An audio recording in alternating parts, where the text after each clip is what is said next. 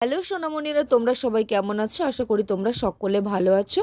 আজকে তোমাদের জন্য নিয়ে আসলাম জেনারেল নলেজ, নানা রঙের সম্পর্কে ধারণা, জানা অজানা তথ্য। চলো শুরু করা যাক। আকাশের রামধনুর রং কয়টি ও কি কি? রামধনুর 7টি রং থাকে: বেগুনি, নীল, আকাশি, সবুজ, লাল, হলুদ, কমলা।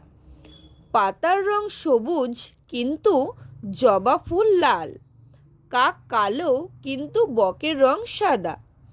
বেগুনের রং বেগুনি আর সূর্যমুখী ফুলের রং হলুদ। কমলা লেবুর রং কমলা আর নীলমণির রং নীল।